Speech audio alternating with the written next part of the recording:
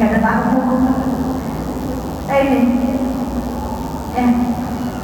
maka hidup di dunia lelah kalau kita ngejar dunianya.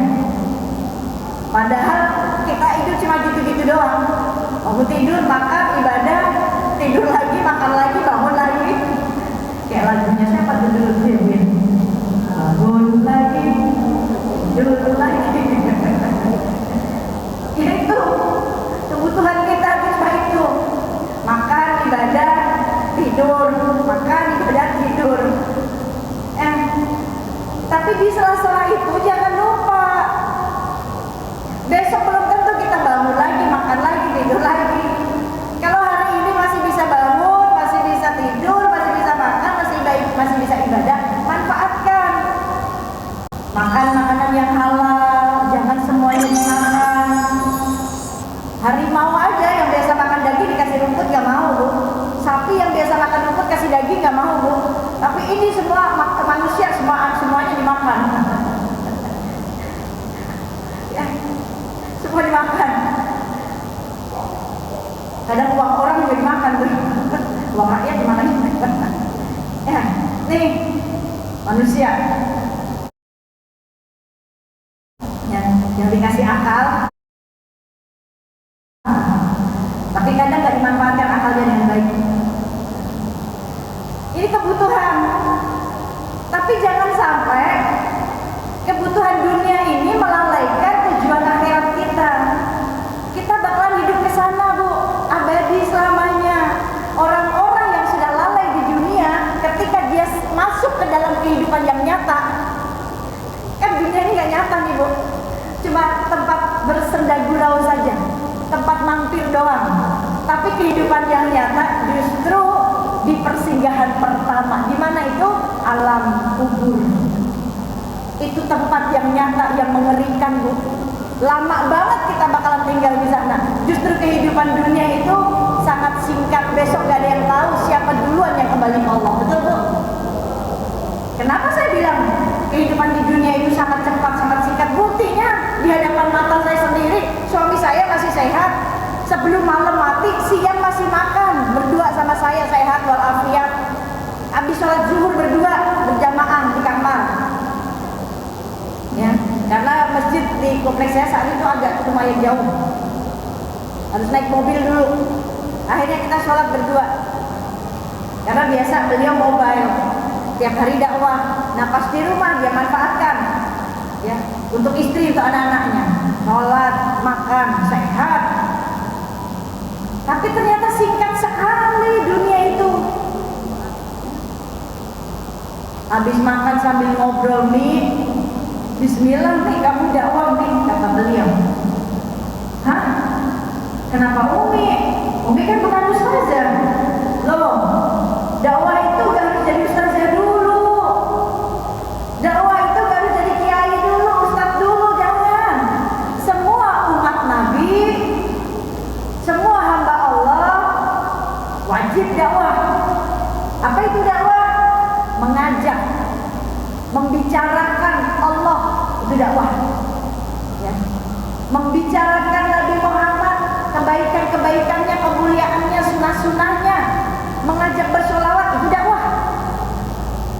Seorang ibu bisa berdakwah di dalam rumahnya. Untuk anak-anaknya, ajarkan anak-anak sunnah, untuk hidupkan di dalam rumahnya sunnahnya.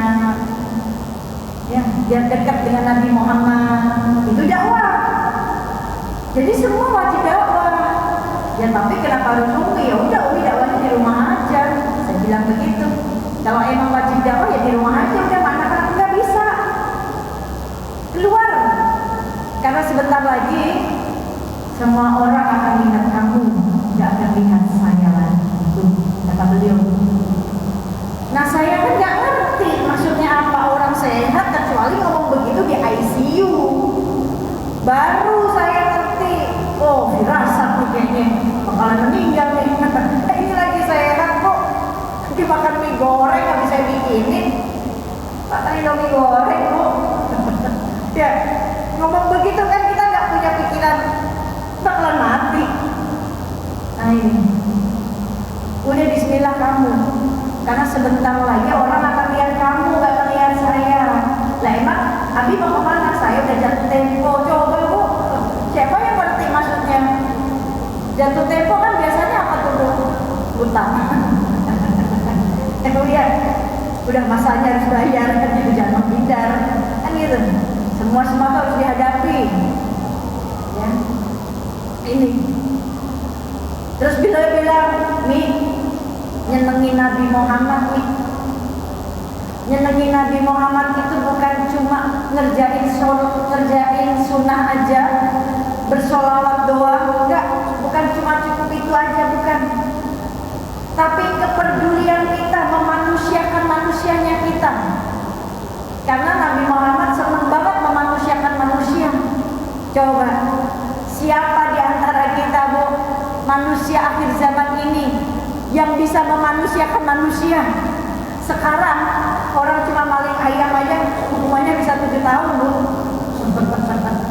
Ya, tapi Nabi Muhammad senantiasa memuliakan, memanusiakan manusia, bahkan memanusiakan orang yang gak memanusiakan beliau. Kita tahulah semuanya bagaimana penderitaan beliau ketika beliau menyiarkan, menyebarkan rahmat Allah, menyebarkan dakwah Islam dengan kelemah lembutan, dengan kesabaran. Gak mudah bagi beliau Bu, dicaci maki, diludahi, dihina, diusir, dilemparin batu. Coba, tapi beliau memuliakan mereka dengan sabar, dengan cinta kasih. Karena orang yang benci kalau dibalas dengan benci makin benci. Orang yang benci harus dimuliain, balas dengan cinta, kasih cinta Bu. Maka dia, ya, asbab hidayah dari Allah, dia akan malu, dia akan cinta akhirnya. Ini yang Rasul ajarkan ke kita, memanusiakan manusia. Ibu pernah dengar kan cerita gimana ketika Rasulullah diludahi sama seorang perempuan yang benci banget dengan Rasul, karena belum mengenal Rasul. Taunya dengar dari orang-orang, hadis katanya Muhammad itu tukang bohong, penipu, penyair, pemfitnah. Bohong dia, bukan kekasih Tuhan, dia bohong. Hati-hati, kan? Pantas orang benci Bu, diprovokator, diprovokasiin. Begitu lewat diludahi, Rasul cuma senyum doang Bu, dilap sama sorbannya Rasul. Lewat lagi diludahi lagi, Rasul senyum lagi, dilap lagi. Sampai mau lewat lagi Bu, sahabat ngelarang, ya Rasulullah jangan, udah deh, jangan lewat lagi, kami gak tahan melihat engkau diludahi. Apa jawab Rasul? Kalau aku gak lewat nanti dia kecewa. Kita Bu, ada tetangga berdiri di depan rumahnya benci sama kita lewat diludahi, kita lewat disiram, trauma kita Bu. Malas ribut lah, tanah aja gak usah lewat, kalau perlu muter. Jalannya cuma atu-atunya di situ Bu. Nungguin dulu dia ada di depan rumah ya Bu ya. Rasul lewat. Ketika Rasul lewat, beliaunya nggak ada. Ini orang yang ludahi nggak ada. Bukan Rasul senang Bu, alhamdulillah orangnya nggak ada, nggak gitu. Tapi Rasul sedih. Kemana orang yang biasa meludah di sini? Kemana orang yang biasa berdiri di sini? Kata orang-orang sekitar, dia sakit ya Rasulullah. Rasul sedih Bu. Emang kita itu ya? Lewat, gak ada orangnya. Alhamdulillah. Kata tetangga, kemana dia nih? Gak ada tuh Ben, lagi sakit dia. Syukurin. Ya Bu ya. Beda sama Rasul, Rasul gak punya hati yang begitu. Kata Rasul, sedih. Kenapa Rasul sedih? Karena misinya Rasul belum sampai ke dia. Kan dia benci banget dengan Rasul, karena belum mengenal sama Rasul. Rasul bawa misinya apa? Mengenalkan Islam dengan cinta kasih. Akhirnya Rasul ke pasar beli buah-buahan. Rasul datang ke rumahnya, dijenguk sama Rasul, Bu. Dia meludahi, kaget. Ya Muhammad, untuk apa kau datang ke sini? Kau marah kepadaku? Enggak. Aku ini menjengukmu, bawa buah-buahan untukmu. Ini dimakan supaya engkau cepat sembuh. Kalau engkau sembuh, engkau kan bisa meludahiku lagi. Kata Nabi, kita dorong-dorong ngomong begitu, kasih kesempatan meludahin lagi, jenguknya juga kagak ya. Ini Rasul, Bu, coba bayangin, memuliakan orang yang membencinya, memberikan rasa manis di hati orang tersebut, walaupun Rasul sakit hati mungkin, Bu. Ya, kalau Rasulullah cari validasi, Bu, butuh validasi orang. Hei, engkau gak kenal aku siapa? Aku ini kekasih Allah, utusan Tuhan. Berani banget kau ludahin aku. Nih, kalau pemimpin cari validasi rakyatnya begitu nih, gak terima. Tapi Nabi Muhammad gak gitu, Bu. Gak butuh validasi bahwa beliau kekasih Allah, enggak. Justru beliau mengatakan, karena engkau tidak mengenalku, makanya engkau benci sama aku. Makanya aku datang jenguk engkau. Tuh, kan ada istilah yang mulia, tak kenal maka saya. Ini nyambung ke hadis tadi. Tidak sempurna iman seseorang sebelum dia mencintai saudaranya melebihi dia mencintai dirinya. Maka butuh kenalan dulu, Bu. Ini apalagi sekarang zamannya orang ngeviralin orang, gak kenal orang, gak kenal sama orangnya, akhirnya benci karena beritanya. Bener juga kagak kadang. Ya Bu, ya kita cuma sekedar tahu doang, kenal enggak. Nah ini, maka Rasul mengajarkan sering-seringlah memberikan rasa manis di hati orang lain, karena ini perintahnya Allah, perintah Allah dan sunnahnya Nabi Muhammad. Allah memerintahkan kita senantiasa memberikan rasa bahagia di hati orang lain, Bu. Ini amalan ibadah yang paling Allah cintai, bukan sholat kita, bukan. Kalau Allah ya mengutamakan sholat kita nih, cinta karena sholat kita, Bu, gak mungkin ditulis sama Allah di surat lainnya, surat Al-Ma'un, fawailul lil musallin. Apa itu artinya, Bu? Celakalah orang-orang yang mendirikan sholat. Kenapa? Kan udah sholat perintah wajib. Kenapa celaka? Harusnya yang nggak celaka, yang celaka itu orang yang nggak sholat, kan begitu. Tapi kenapa ini orang yang sholat celaka? Karena sholatnya nggak bisa membuat orang lain bahagia. Dia sholat, tapi setelah sholat dia sakiti hati orang lain dengan lisannya. Dia gibahi orang, dia ambil hak orang, dia hina-hina orang. Apa hati sholatnya? Ini. Tapi Allah, amalan yang paling dicintai oleh Allah adalah apa, Bu? Masukkan rasa bahagia di hatinya hamba-hambaku yang lain. Ini, Bu. Kalau sholat Allah tahu kalau kita sholat, tahu, Bu. Allah tahu kita dengan azan ambil wudhu sholat, Allah tahu, karena itu syariat wajib. Ya. Walaupun dia khusyuk, Allah juga tahu, Bu. Orang lain mah baik sangka kita sholatnya dibilang kita sholatnya khusyuk banget. Lama banget tuh dia berdiri. Masya Allah, bacaannya lama banget. Katanya dia lupa bacaannya. Tapi Allah tahu kita sholatnya khusyuk atau enggak, tahu, Bu. Bacaannya suratnya itu aja juga tahu. Kuliah dulu. Rakaat pertama kuliah, rakaat kedua dulu, tahu Allah, Bu. Kali-kali di-upgrade, Bu. Kalau sholat itu kita harus upgrade bacaannya, tingkatin kualitasnya sama kuantitasnya dari sholat kita. Ciptakan nilai sendiri di hadapan Allah, karena kita juga sedang dinilai oleh Allah. Maka kita perlu, ya, nggak perlu cari validasi dari orang lain, ya, tapi ciptakan nilai sendiri di hadapan Allah. Karena kita sedang diseleksi semua, Bu. Masuk surga itu nggak mudah, Bu. Diseleksi dulu sama Allah, ya, dijuriin dulu sama Allah nih, ya. Maka kita selama hidup 24 jam lagi diseleksi terus sama Allah. Kalau hari ini kita belum baik, besok masih dikasih kesempatan sama Allah, berarti Allah kepengen kita lebih baik dari hari yang kemarin. Itu cara Allah. Ya. Ini. Maka ciptakan nilai sendiri. Kualitasnya tambahin, tingkatin, kuantitasnya juga. Tapi yang dicintai oleh Allah, kau masukkan rasa bahagia di hatinya manusia. Ini Allah berikan nasihat ini kepada Nabi Musa.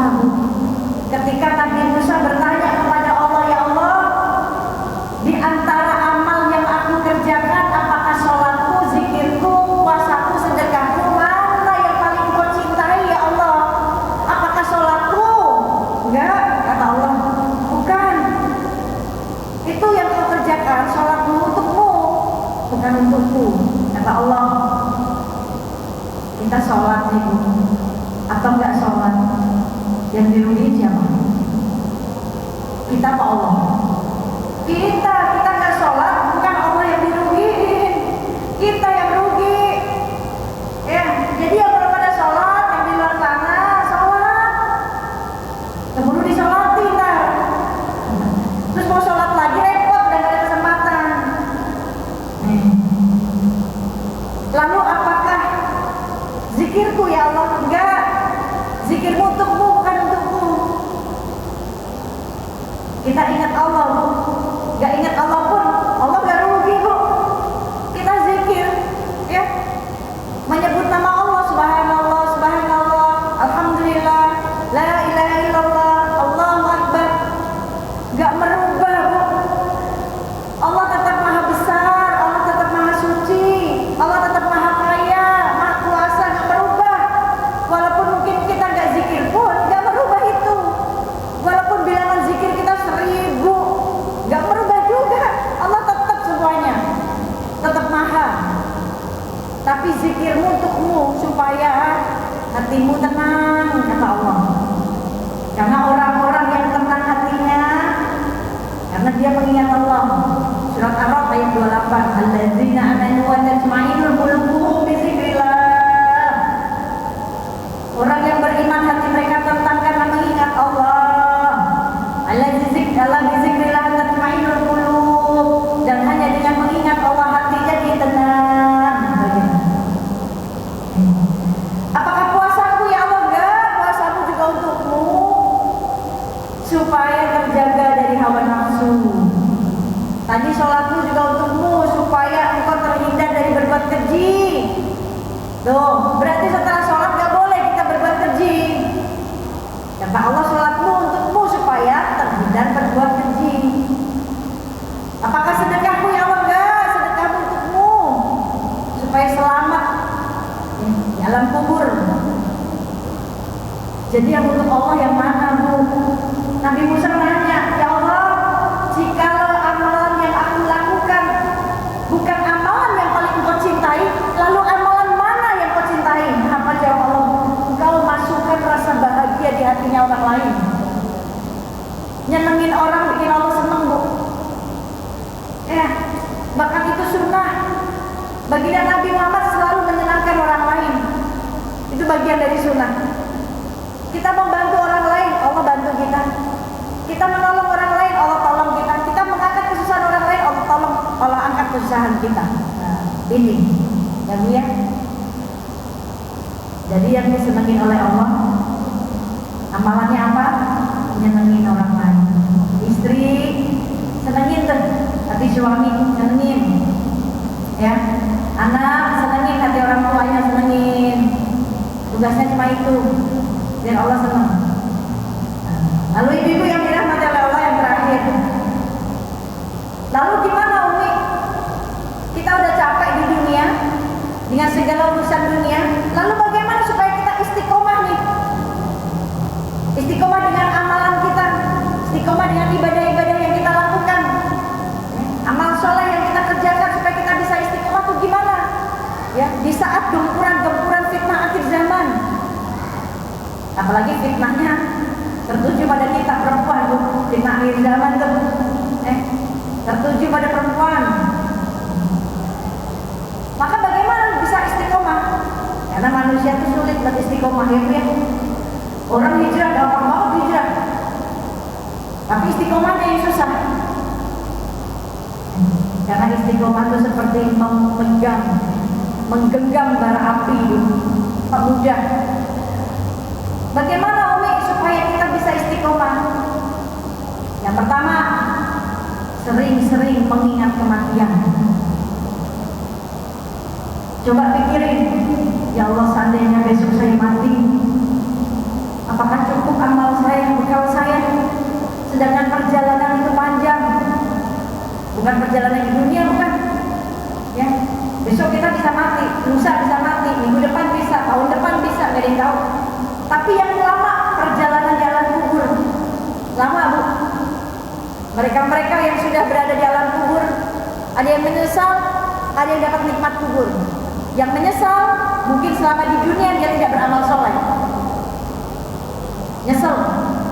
Mungkin selama di dunia dia tidak sholat, selama di dunia dia tidak baca Quran, tidak memahaminya. Selama di dunia dia tidak bersedekah, akhirnya dia nyesel. Dia merasakan perjalanan yang sangat berat dan perjalanan yang sangat panjang. Bahkan selalu setiap hari bertanya, kapan sih kiamat ini datang? Kapan ya Allah kiamat ini datang ya Allah? Kapan? Gak ada yang tahu.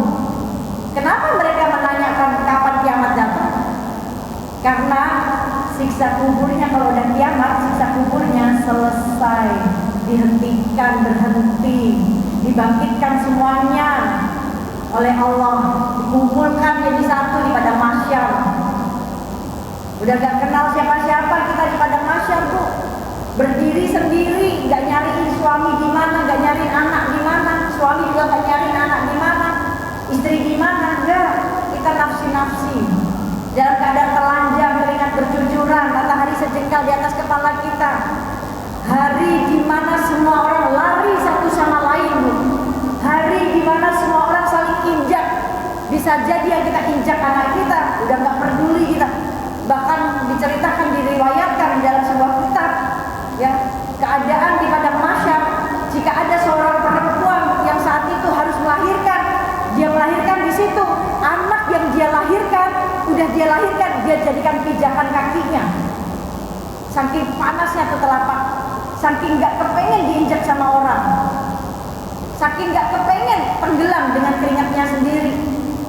Itu keadaan pada mahsyar. Dan kita butuh syafaat Nabi Muhammad di padang mahsyar. Butuh dikenali Bu. Buat apa kita dikenal di dunia? Makanya saya pakai cadar, biar gak mudah dikenal gitu. Pakai cadar aja masih dikenal, pakai cadar aja masih difoto-foto. Padahal gak kelihatan ya Bu ya. Kelihatan ibu-ibu kalau foto sama saya kan yang dilihat mukanya ibu sendiri. Umi selfie dong Umi, cekrek, coba yang dilihat itu muka siapa?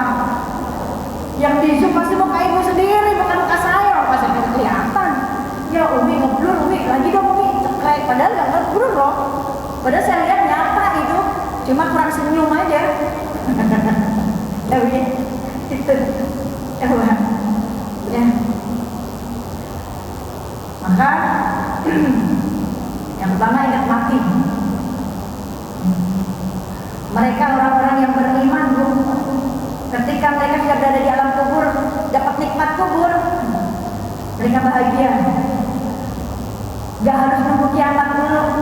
Nah kita semoga kita termasuk orang yang beriman. Kita mati duluan sebelum kiamat datang. Jangan sampai kita ngerasain menghadapi kiamat Bu, kita ngadepin gempa aja kita gak sanggup. Tuh lihat di Venezuela, yang lagi gempa dahsyat gempanya. Ya, gempa seperti itu 3.000 nyawa, 3.000 orang meninggal. Bagaimana kita menghadapi kiamat Bu? Digoncangkan, semua dihancurkan sama Allah. Tapi orang-orang beriman tidak akan dia menghadapi kiamat. Allah udah matikan duluan. Dan semoga kita mati dan keadaan beriman dan husnul khotimah ya. Maka yang pertama ingat mati. Kenapa harus ingat mati? Karena itulah orang yang cerdas. Orang yang cerdas kata Nabi Muhammad, yang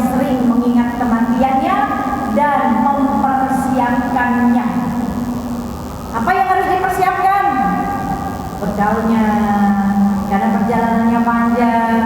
Ibu dari sini misalkan mau ke mana ya Bu yang paling jauh di sini? Yang view-nya indah tuh di mana tempat wisata di sini? Yang harus jauh dulu perjalanannya di mana Bu? Hah? Balikpapan. Ada tempat yang indah ya? Berapa jam perjalanannya? 2 jam cepat.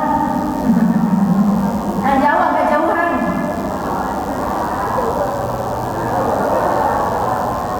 Iya agak jauh gitu Bu.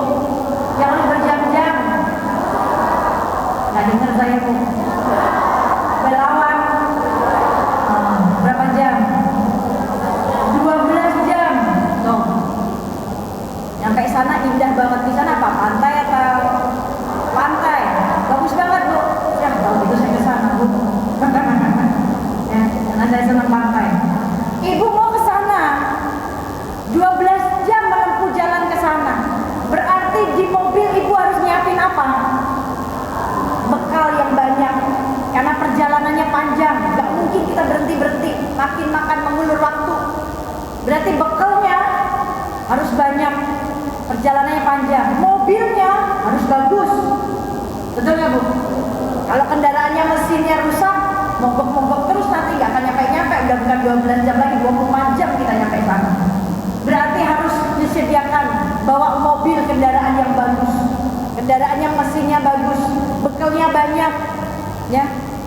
Nyaman kita udah jalan, nyampe ke sana tepat waktu, ya. Karena kita nggak banyak singgah. Terus melihat pemandangan, ya, alam semesta yang indah dari Allah, bahagia Bu, capek hilang, ya Bu ya. Begitu juga ke surga, kayak gitu tuh rasanya Bu. Kita mau masuk ke tempat yang sangat indah, sangat nyaman, semuanya ada. Yang kita nggak pernah memiliki di dunia, kita bisa miliki nanti di sana. Tapi nggak mudah Bu, perjalanannya jauh.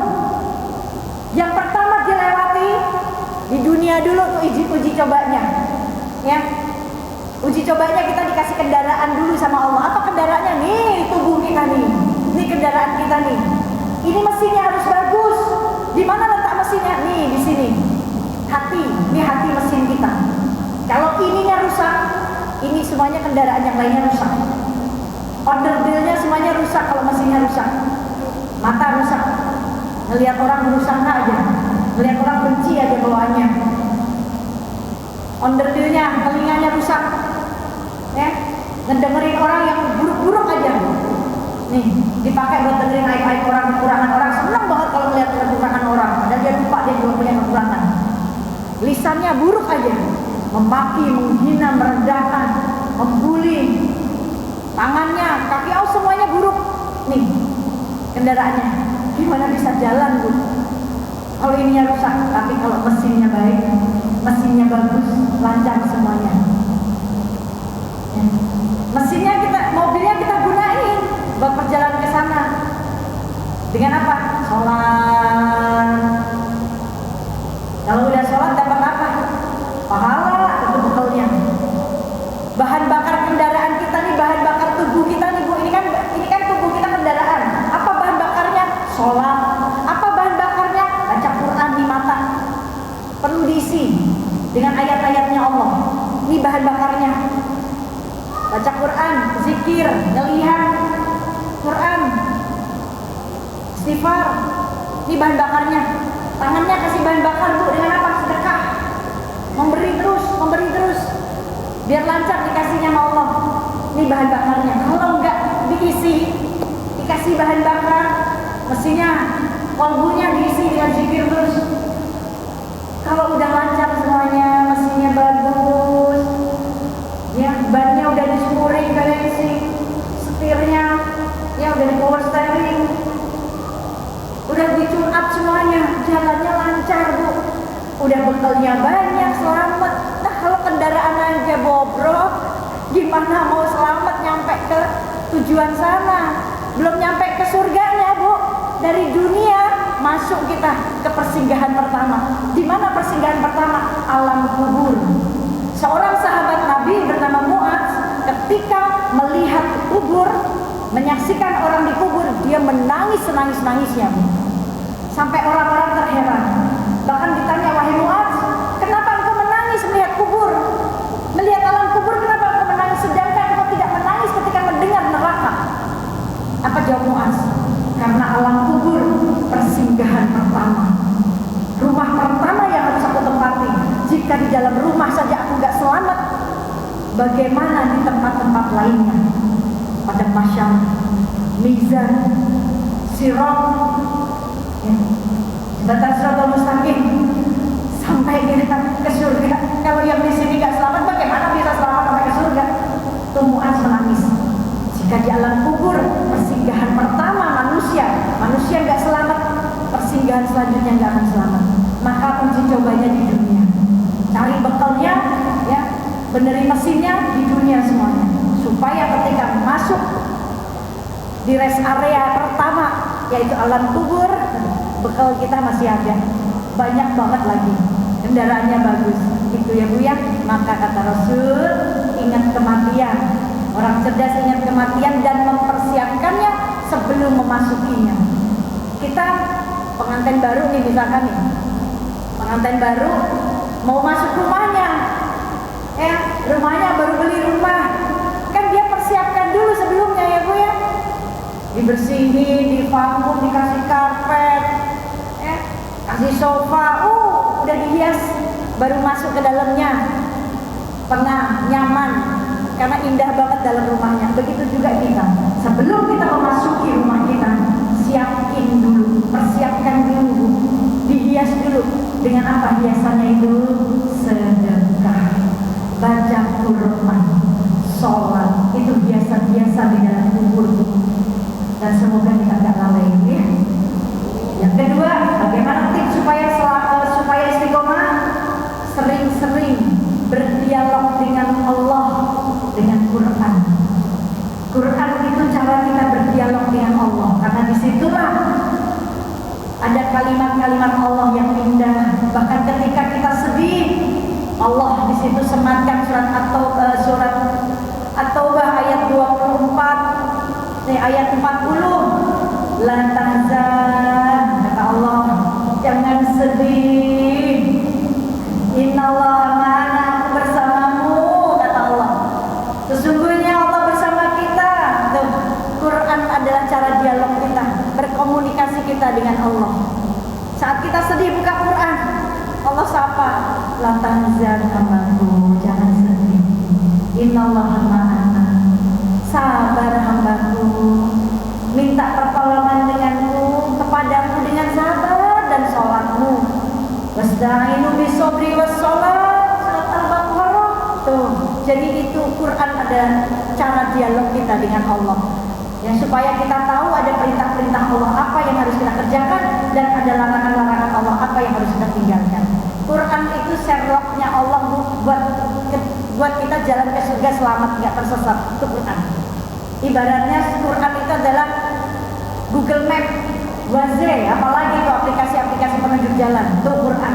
Allah udah kasih Sherlocknya di sana semua. Mau masuk surga, mau selamat, nggak tersesat, tuh Sherlocknya udah di situ semua. Tinggal kitanya mau buka atau enggak. Yang ketiga, gimana tips supaya istiqomah? Banyakin lisan kita berzikir ke Allah. Itu juga salah satu komunikasi kita ke Allah, zikir, supaya Allah tenangkan. Kalau hati tenang, ibadah enak. Zikir. Surat Araf ayat 28. Orang-orang beriman hati mereka gembira, tenang karena mengingat Allah. Alladzina amanu wa tatma'innul qulubuhum bi dzikrillah. Ala bi dzikrillah tatma'innul qulub. Bahkan ulama mengatakan, jika lisanmu ingin berkah, apa yang dilakukan? Satu, gunakan lisanmu untuk berzikir kepada Allah. Yang kedua, jika lisanmu ingin berkah, gunakan lisanmu untuk membaca Quran. Yang ketiga, ya, supaya lisanmu berkah, ketiga, doa. Surat Ghafir ayat 60, Ghafir ayat 60. Ud'uuni astajib lakum. Berdoalah, minta kepadaku, aku akan kabulkan permohonanmu. Tuh, doa. Doa adalah suara hati yang kita ucapkan. Doa adalah komunikasi kita kepada Allah. Doa adalah perjumpaan kita dengan Allah. Siapa yang mau ketemu sama kita, Bu? selain Allah 5 waktu Bu. Dengan segala permasalahan kita datang ke Allah 5 waktu Allah dengerin. Coba ibu datang ke orang, ke saudara 5 waktu datang ke orang, ke saudara kita, zuhur kita datang, kita curhat cerita, kita butuh, kita minta tolong. Saudara kita cuma diem aja. Oh iya, sabar ya. Asar kita datang lagi, cerita lagi, curhat lagi, minta tolong lagi. Ya. Maghrib mau datang lagi dikunciin Bu. Capek dengerin itu dulu, minta tolong dulu. Tapi Allah tungguin sampai subuh Bu. Dengan cerita kita yang itu aja, dengan kesedihan kita yang itu aja, dengan karakter acting kita, dengan wajah kita yang itu aja, Allah nggak marah. Ketika kita datang zuhur, asar kita datang lagi, Allah nggak bilang, ya ilah ngapain sih datang lagi? Hambaku masih banyak, bukan kamu doang. Enggak Bu. Allah tungguin kita sampai subuh. Tinggal sabar menunggu pertolongan dari Allah. Ya, itu. Yang selanjutnya tipsnya biar istiqomah, berbuat baik, sedekah, ya, tolongin orang, berbuat baik, sedekah itu untuk membuka kebaikan dari Allah. Kalau Allah sudah ridho, semua dibukain sama Allah, jalannya dimudahin sama Allah. Ya, kenapa harus ingat mati? Ya karena itu yang kita takutkan bukan matinya, tapi takutnya. Yang kita takutkan ketika besok kita mati dalam keadaan apa nih? Husnul khotimah, sul khotimah. Kita mati udah siap belum? Amalnya udah banyak belum? Nah ini. Ya, dan semoga kita jadi orang-orang yang cerdas, yang mulia, yang mempersiapkan kematian dan mengingat kematian kita. Insya Allah semoga Allah istiqomahkan kita. Baik, itu yang dirahmati oleh Allah. Yuk kita sama-sama berdoa kepada Allah. Karena inti dari acara ini, inti dari pertemuan ini ya, adalah doa. Doa adalah senjata buat kita. Kita berdoa aja sudah ada dalam kehendaknya Allah. Kita berdoa saja sudah ada dalam kehendaknya Allah. Maka doa adalah merubah semuanya. Yuk hari ini saya mau ngajak ibu-ibu buat demo ke Allah. Pakai doa, pakai proposal. Selain doa, pakai proposal. Karena proposal ini yang paling penting. Karena proposal ini akan membuka doa kita. Proposal ini akan membuat terkabulnya doa kita. Siapin dulu proposalnya. Ibu bawa proposalnya? Bawa proposalnya Bu. Bawa apa proposalnya? Nih proposalnya nih. Nih proposalnya. Apa Bu? Nih, ada 2 nih Bu. Ibu senang yang mana? Yang merah apa yang ini? Waduh, ibu mah tahu warna duit. Semua pasti suka yang warna merah, betul Bu? Anak kita dikasih ini udah gak mau Bu. Mau gak dia Bu? Ini dapat apa Uri? Bener gak Bu? Tapi di zaman kita segini tuh gede ya Bu ya? Segini ini butuh banget. Sekarang ada harganya ini segini. Apalagi dolar naik Bu. Ya, nih ada harganya nih. Ini kalau mati lampu cuma bisa beli lilin doang. Beli lilin 1 cukup ya Bu ya? Beli lilin 1. Tapi lilin gak bisa 24 jam nyala, betul gak Bu? Paling lilin sejam doang kok meleleh habis, mati. Ya, sedangkan kalau lampunya mati 24 jam, kita harus butuh berapa lilin Bu? Gak cukup 1. Daripada ngabisin